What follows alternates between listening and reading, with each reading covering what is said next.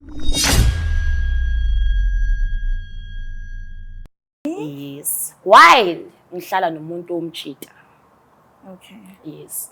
So it wasn't that simple ukuthi mina kahle ngizathi ngiqhubeke like lo mjida lo uyangihlukumeza honestly. Like uyangihlukumeza. So manje umpume umuntu kahle mangifika kuye kuphela unginikeza leyo ndawo leyo unginikeza lokho kuthula lokho. Unfortunately naye bekezwana nomuntu wakhe oyi-lesbian so naye yeah sibahlukene nalomuntu wakhe so it's not that simple ukuthi naye avesana khohlwe kanjalo ngomuntu wakhe but ngapha at least wanginikeza lawo ma advice lawo nami kusho kona ukuthi mina kumele ngiqhubeke ngalawo ma advice wakhe mhlambe ngiyeke nalento leyo ukuthi mina mhlambe ngiyamthanda yini ekwenza ukuthi uzoyithola uba nama feelings omuntu esifazane ngabe hle useke wathana naye before noma kuyaqala nje ukwenza empilweni yakho mekuqala ufila kanjani truly speaking ngiyaqala ukuthi mina ngibe nama feelings for umuntu esifazane so ngifuna ukuze yabo kube khona izinto eziningi because lana we looking at the fact ukuthi kusana nomshana yabo leyo nto there's a lot of things that could go wrong if ngithi mina singayenza lento but mina bengathanda ukuthi siqhubeke ngalo line esihamba ngawo so ngamanye amagama into ofuna ukungitshela yona nokwanda ukuthi ufuna ukuthi ngiqhubeke nalo cousin wakho ogulayo ekhanda angishaye phambi kwengane iyonto ofuna ukungitshela yona leyo engakusho ukuthi ngizoba khona mangabe ungidinga kodwa not ngale ndlela leyo yabo we can continue being friends because mina it's ngempela kwangempela serious as much as nami I'm going through hell with life yami but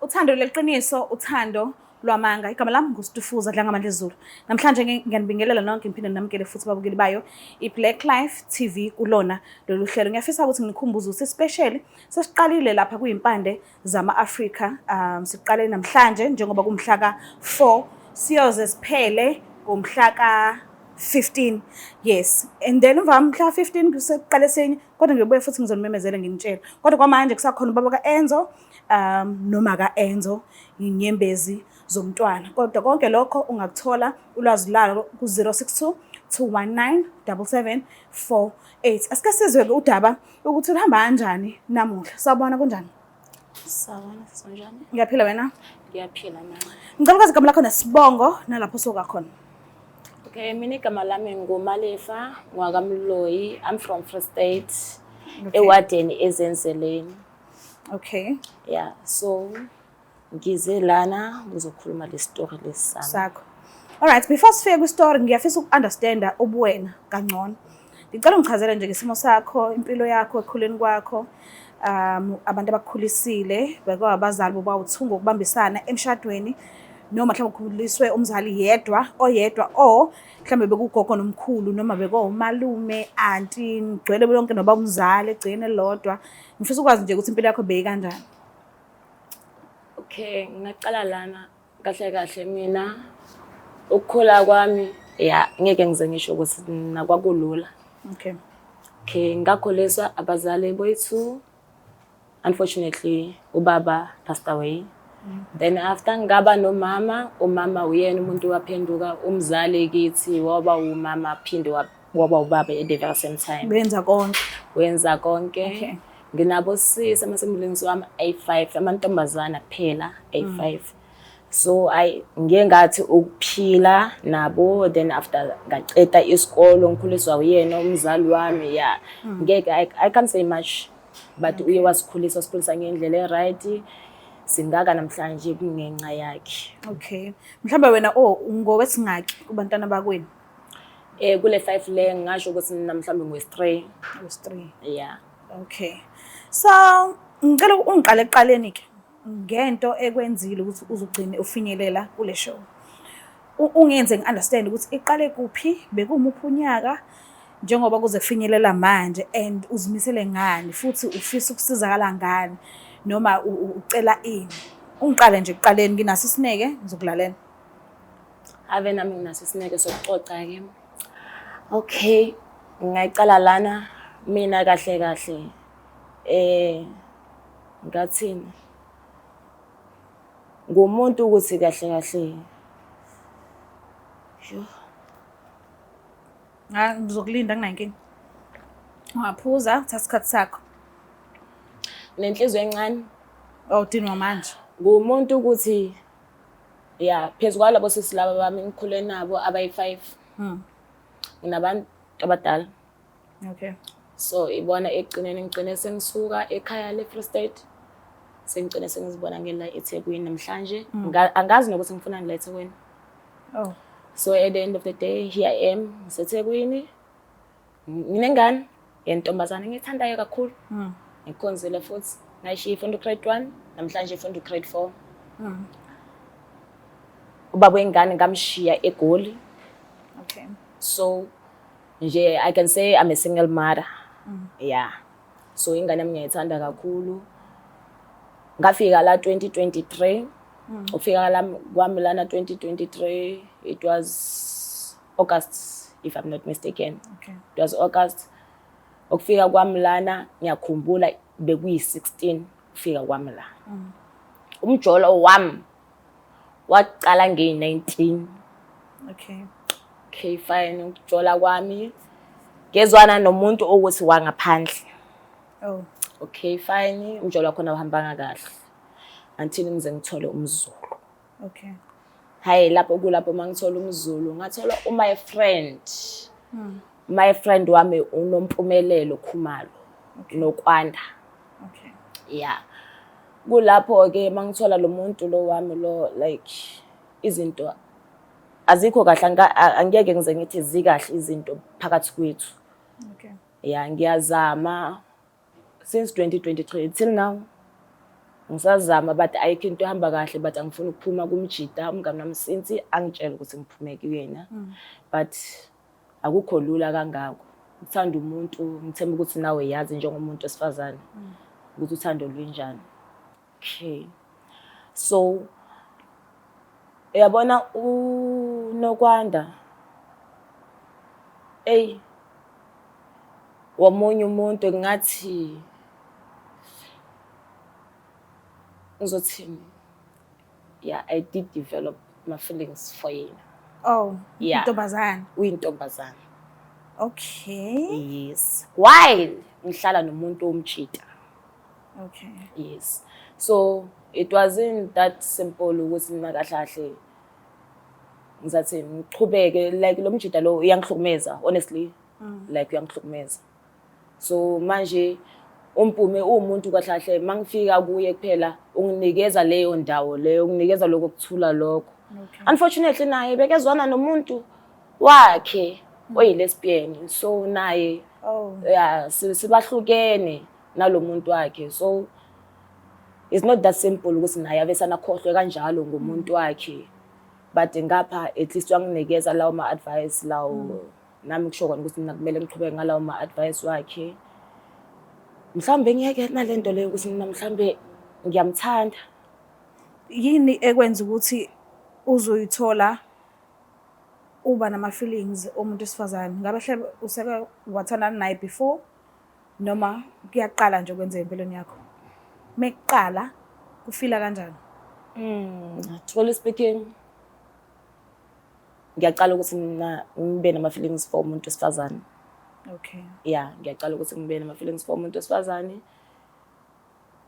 Enelinye ibhadi futhi ukuthi nalona wesilisa lo noma angihlukumeza even though noma ngihlukumeza but still nginalo uthando for yena and I'm trying ukuthi ngimkhombise lokho and futhi asuke ngisho nasengqondweni lezo zakhe abone lento le mhlambe mina engiyibonayo ukuthi nasiya kuyona mina naye singafika kuyo but mhlambe yena akekho lapho mina ngile ngqondo yami ngiyi1 yena akekho lapho nangomunye naye unginikeze enye ingqondo ngapha uyabona so le ngqondo yakhe mhlambe yena ingangisa akufani mangingaqhubeka naye ngimnikeza leso sikhathi leso mhlawumbe ngazibona ngikude naye. So wena into oyizele la ukuthi ufuna ukucela uthando kunokwanda. Iyona into engiyidingayo leyo. Okay, useke mhlambe wayenza nje i-research uzibhekela nje esayidini lakho ukuthi abantu besifazane mebethandana bodwa basijabulisa kanjani, benza njani, beze begcine befinyelele ovuthondabeni noma awukazi uzuyixaka uyobona nje sekwenzeka mekuthi unokwanda iyaba khona leyo nhlahla ukuthi avuma ukuthi nibe ndawonye.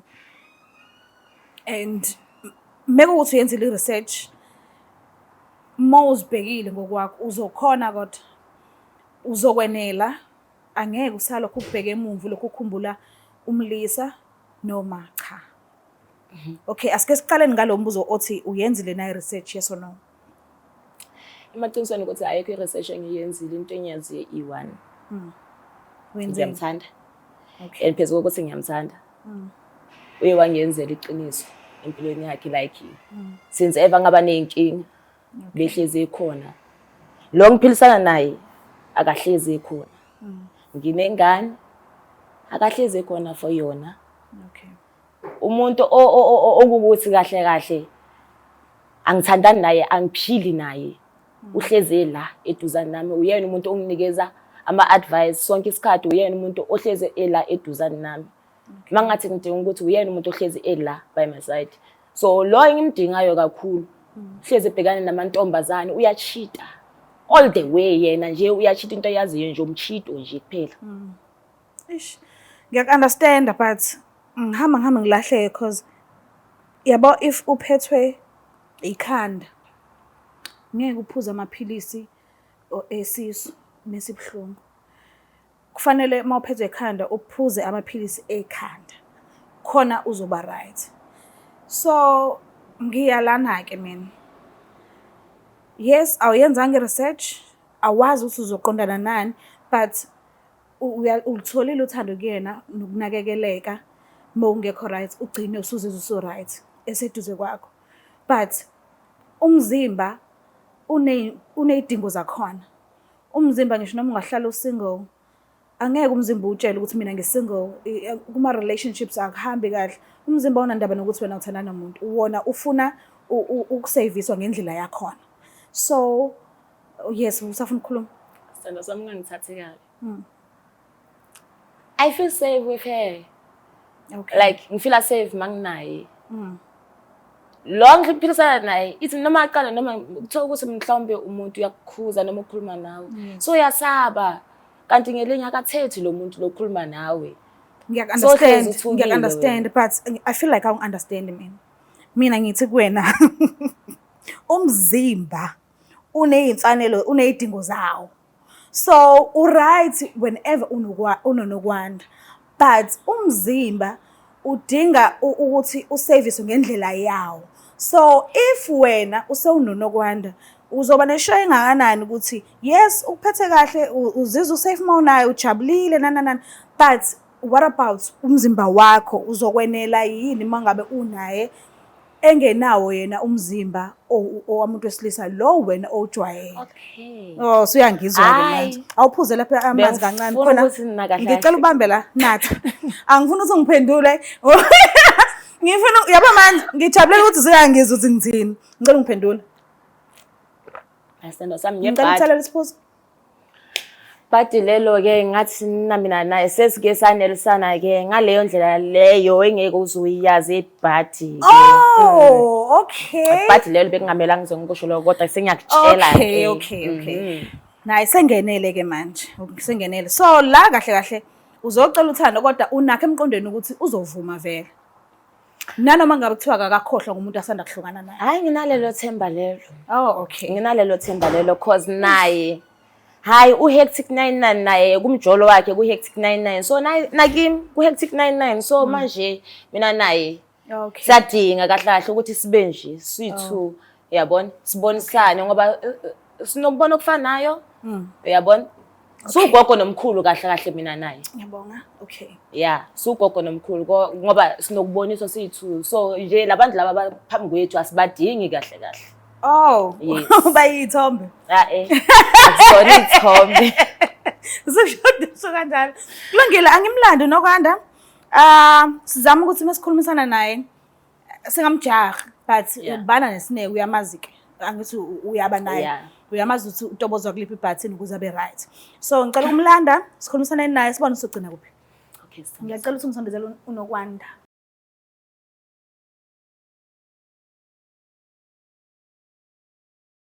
Sawubona kunjani? Ngiyaphila njani mama? Ngiyaphila nami. Ngicela ukwazi igama nesibongo nala uvela khona. Igama uNokwanda wakwaKhumalo ngivela eMivili kodwa ngokuhlala ngikaMasho. Uyamazi usisenhle naye? Yeah, usesingamazi. Umazala.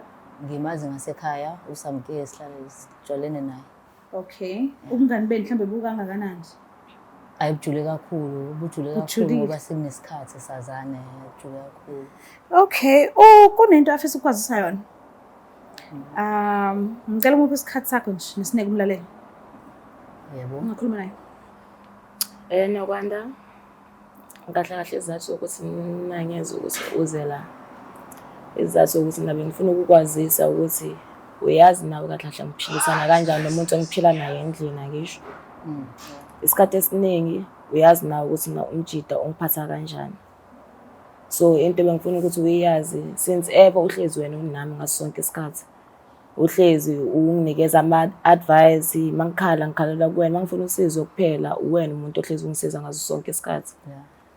Manje kunalento ngifuna ukuthi nawe iyazi mfethu. Hayi.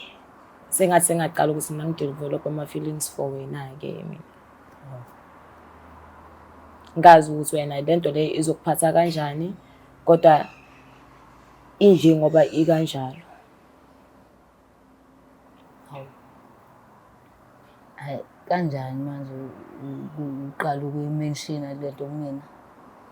Ya ngiyaqala ukuyimention but before angisho mina ngangizitshela ukuthi nawe mhlawumbe kuleyo ngqondo le mhlawumbe nami engikuyona noma angazi imizwa le engikuyona nawe ukuyona ngoba there was a day you remember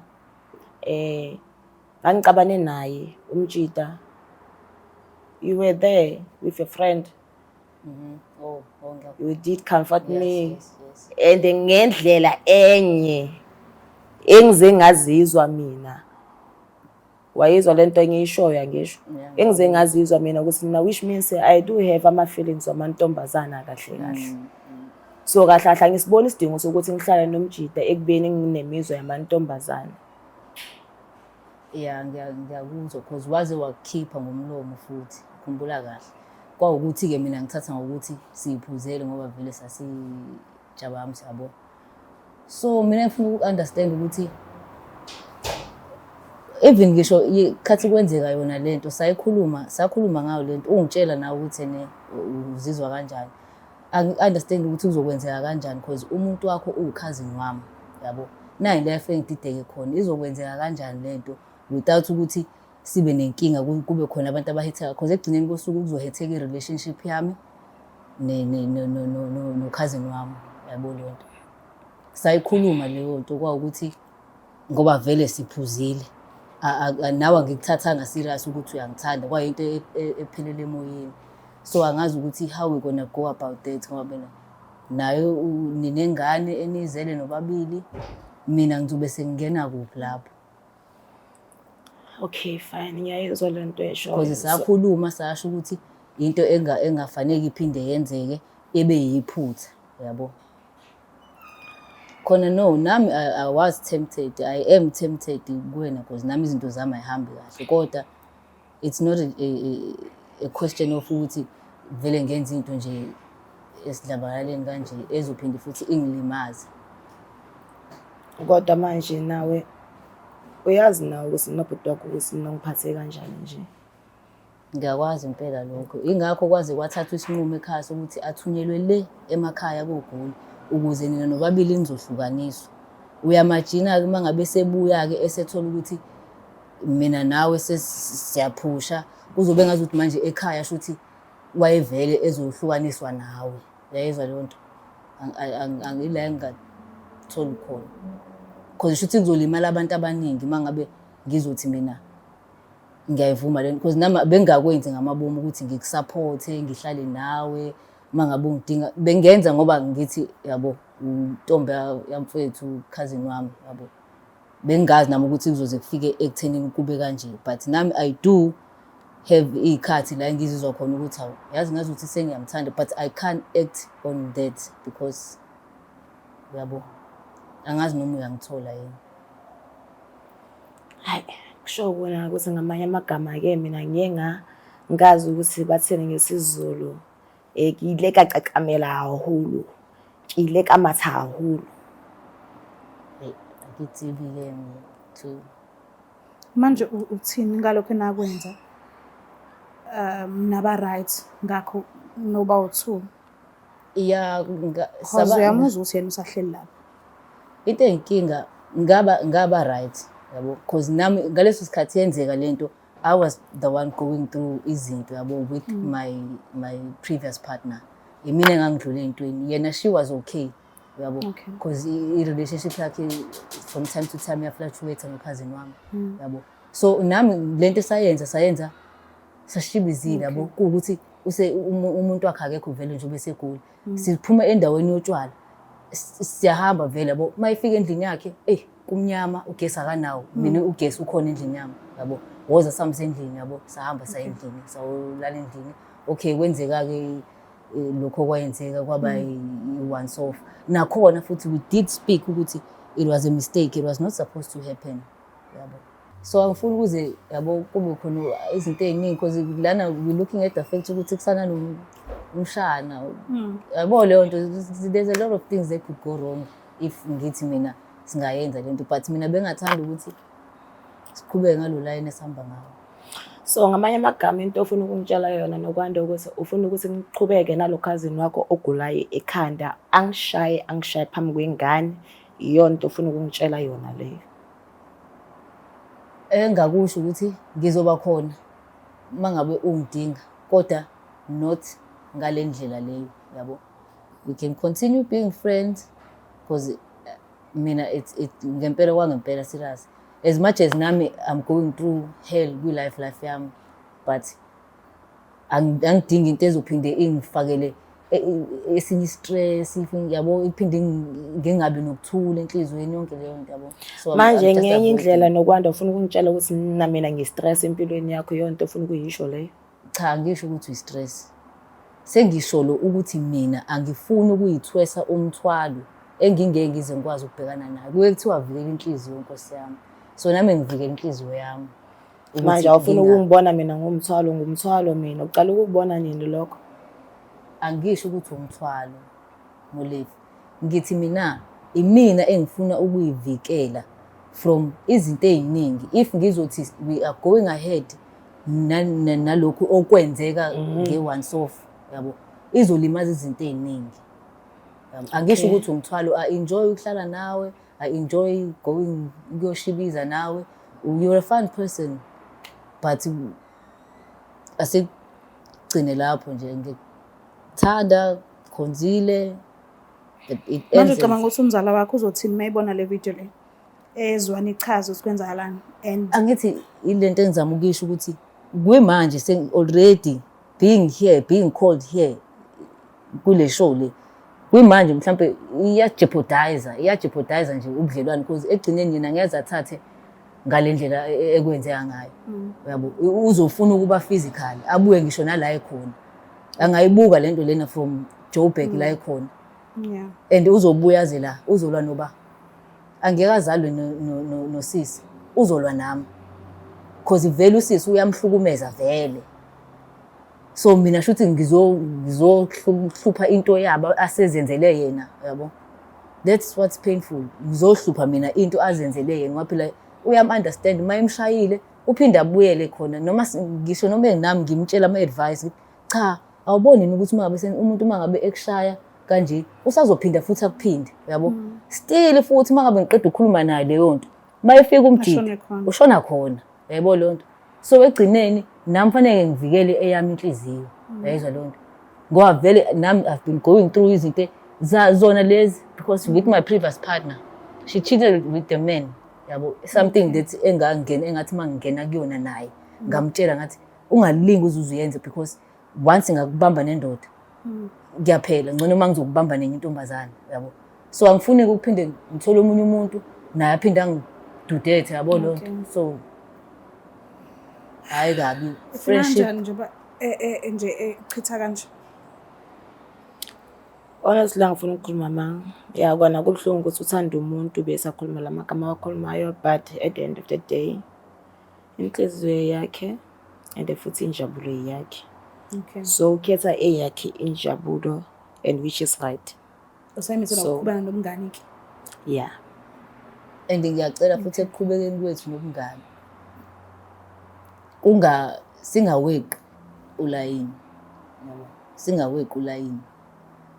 Masiphuza ematshwaleni asiweqi ulayini because egcineni nami ngiyazazi ukuthi ngumuntu onjani, ngiyashesha ukuthanda yabo. So once nje inhliziyo yami ngayitshela ukuthi okay nangu sengimtholile, inhliziyo yami ibambelela lapho.